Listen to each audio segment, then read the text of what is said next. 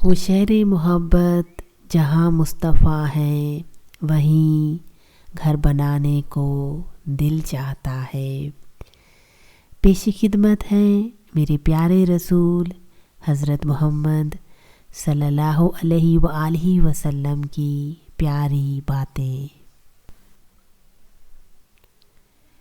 تم میں سے سب سے بہترین وہ ہے جو اپنی زبان اور ہاتھ سے کسی کو ایذا نہ دے۔ میزان میں جو چیز سب سے زیادہ بھاری ہوگی وہ حسن اخلاق ہے، اور جس میں حسن اخلاق ہو اس کا درجہ روزے داروں اور نماز پڑھنے والوں کے برابر ہے۔ ہمیشہ سچی اور حق بات کہو اگرچہ کڑوی ہی ہو۔ میانہ روی اختیار کرنے والا کبھی کسی کا محتاج نہیں ہوتا۔ اعمال کا دار و مدار نیتوں پر ہے۔ تم میں سے بہادر وہ ہے جو اپنے غصے کو پی جائے۔ صدقے سے مال کم نہیں ہوتا۔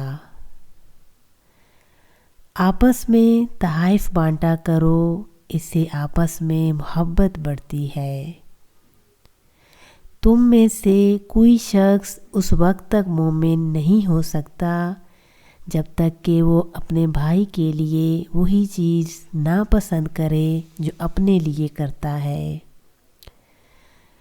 تم میں سے سب سے افضل شخص وہ ہے جو قرآن مجید سیکھے اور سکھائے۔ وقت پر ادا کی ہوئی نماز اللہ تعالیٰ کو سب کاموں سے زیادہ پسندیدہ ہے۔ قیامت کے دن مجھ سے سب سے زیادہ قریب وہ شخص ہوگا جو مجھ پر سب سے زیادہ درود بھیجتا ہے۔ اپنے بھائی کو دیکھ کر مسکرانا بھی صدقہ ہے۔ جب بندہ جھوٹ بولتا ہے تو اس کے منہ کی بدبو کی وجہ سے فرشتے اس سے 1 میل دور چلے جاتے ہیں۔ دنیا مومن کا قید خانہ ہے اور کافر کی جنت۔ اللہ ظالم کو مہلت دیتا ہے مگر جب پکڑتا ہے تو پھر نہیں چھوڑتا۔ حیا اور کم بولنا ایمان کی شاخیں ہیں۔ اللہ کے نزدیک سب گھروں میں محبوب ترین گھر وہ ہے جہاں یتیم کی عزت کی جاتی ہے۔ دنیا میں اس طرح ہو جا جیسے تو مسافر یا راستہ چلنے والا ہو۔ انسان کی عمر بڑھتی جاتی ہے اور اس کے ساتھ 2 چیزیں اس کے اندر بڑھتی جاتی ہیں، مال کی محبت اور عمر کی درازی۔ سامان کا زیادہ ہونا امیری نہیں بلکہ امیری یہ ہے کہ دل غنی ہو۔ 7 طرح کے لوگ وہ ہیں جنہیں اللہ تعالیٰ اپنے سائے میں پناہ دے گا۔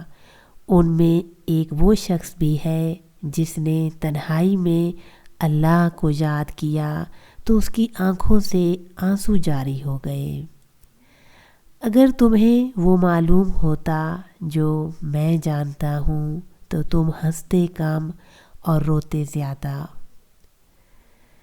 جب تم میں سے کوئی شخص کسی ایسے آدمی کو دیکھے جو مال اور شکل میں اس سے بڑھ کر ہے تو اس وقت ایسے شخص کا دھیان کرنا چاہیے جو اس سے کم درجے کا ہو۔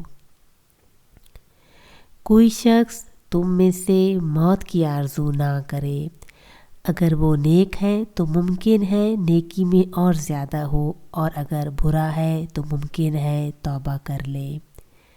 بدگمانی سے بچو، اس لیے کہ بدگمانی بہت بڑا جھوٹ ہے۔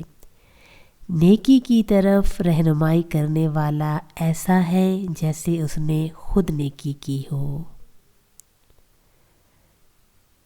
جس نے خاموشی اختیار کی اس نے نجات پائی۔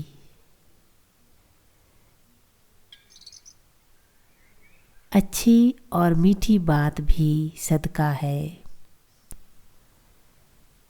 اپنا معیار زمانے سے جدا رکھتے ہیں، ہم تو محبوب بھی محبوب خدا رکھتے ہیں۔